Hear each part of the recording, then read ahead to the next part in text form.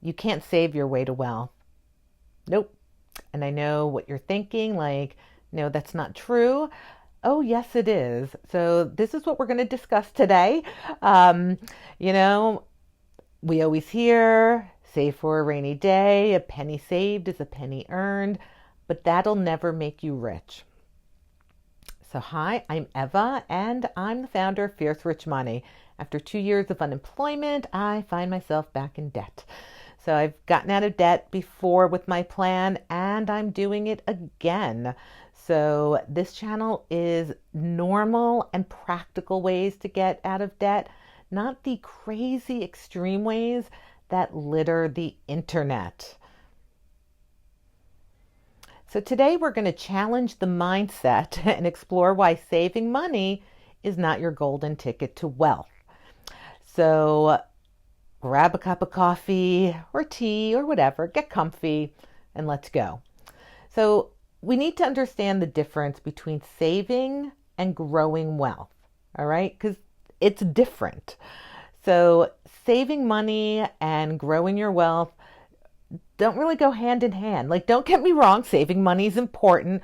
It's essential. We need to have an emergency fund. We need to save for short term goals and to avoid debt. That's really the number one reason we save. That's not going to make you wealthy. So, saving money means putting it aside, often in a savings account where it earns a tiny little bit of interest. Um, very, very little. And with inflation, you're losing money, but you still need to have money in that savings account no matter what. So while saving money is great for safety and security, it doesn't have the power to grow your wealth. So imagine you've saved $10,000. If the inflation rate is 3% a year, in 10 years, that $10,000 will now have the buying power of $7,440. Ouch. So that's why we need to think beyond savings and focus on growing wealth. So if savings alone won't make us rich, what will? You know what? Investing. Investing is how you put your money to work for you. It grows over time and helps build true wealth. When you invest, you're putting your money into assets that have the potential to increase in value, like stocks, real estate, starting your own business, even. So these investments can provide returns that outpace inflation. And that's how your money grows over time. And then let's add compounding and all of that. So let's say you invest that same $10,000 in the stock market. The stock market has historically returned an average of 7% a year. In those 10 years, that 10,000 is now 19,600. That's growth. And again, compounding interest where you earn both on the original investment and the interest that has already been added. So it's like a snowball effect. Your money starts to grow faster and faster and faster, and over time it keeps going. So that's why starting early with investing is so powerful, but it's still never too late to start. Even if you're 57, your compound interest will still work if you invest it wisely and give it time. All right, so let's say you invest 10,000 and it grows 7% in 20 years and you haven't added anything.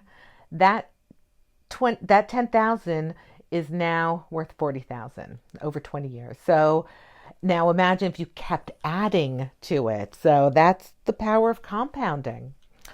All right, so you're excited about investing. Let's talk about how to do it wisely. Key principle, diversification. So diversify means you're spreading your money across different types of investments to reduce risks. You're basically not putting all your eggs in one basket. By diversifying, you protect yourself of the ups and downs of any single investment. And there's going to be ups and downs, all right? So, for example, the stock market has a bad year, but your bonds or your real estate investments might be doing well. So that's why you always want to diversify. It helps, it'll just, you won't go insane. Basically, diversification is your friend. So make sure your investments are spread out and balanced. So, and here's another one that often gets overlooked. Another investment is invest in yourself. Yeah, you heard that one right. One of the best investments you can make is in your own skills, knowledge, and personal growth.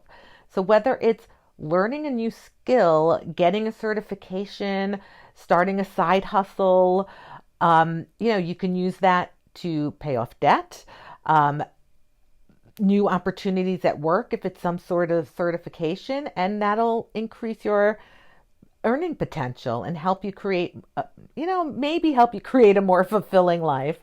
Plus, it gives you more control over your financial future.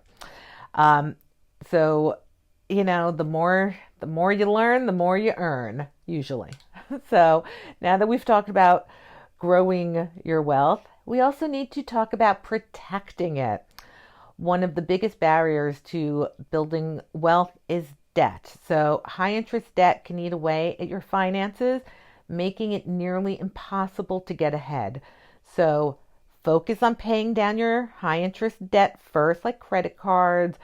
Please avoid taking on any new debt whenever possible. Use a budget to manage your expenses and make sure you're living within your means. All right?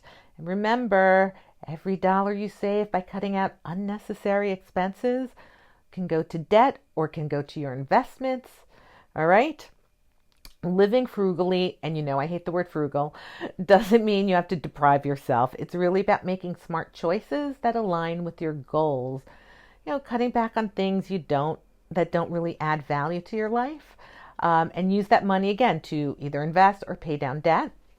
Your future self will thank you. So, mindset shift. So this is actually pretty crucial for building wealth. You need to move from a saver's mindset to an investor's mindset. So it's not just about cutting back and saving. It's about growing your money and thinking strategically about your financial future. There's only so much you can cut out of your budget. So you need to think about the future. So the investor's mindset is all about taking calculated risks, seeing opportunities, and making your money work for you. It's about seeing money as a tool, and the more you use it, the more wealth you'll create. And it's not just something to be hoarded away. So start educating yourself, read books. Millionaire Next Door, great book. Listen to podcasts, watch videos on investing. The more you know, the more confident you'll become in making your investment decisions. All right. Do you know when the best time to start investing is? Yesterday. That's the answer. The second best time is now. So don't wait for the perfect moment to start. You know what? Even if it's small, like it's something, right? As long as you're moving forward, as long as you're staying consistent, that's the important thing. So don't think, well, I don't have 10 grand to invest.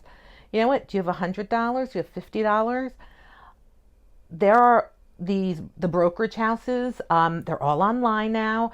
You can open up an account with very little money and start. So definitely that'll help you reach your financial goals. All right. Probably the best bit of advice I will give you in all this is please don't listen to certain people when it comes to investing. If someone finds out you're wanting to invest, people come out of the woodwork and they're going to tell you things like, oh, my cousin's neighbor's mailman's best friend tripled my investment. They didn't. What they did was they're going to steal your money. Do not trust anyone when they say things like, oh, I know this great crypto. No. Or let me have your money and I will double it with Forex. No, no. Do not trust them. You need to be the one to know what's happening. You don't need to know like the little bitty details, but you need to know enough to know what they're doing. So that's something to keep in mind. So please don't let someone scam you out of your hard-earned cash because that's not good. All right? So if you've learned anything from this video, let it be that. Don't let people scam you because they're going to. All right? Not everyone, obviously, but you know what I mean. All right, so that's it for this video, and I will see you in the next one.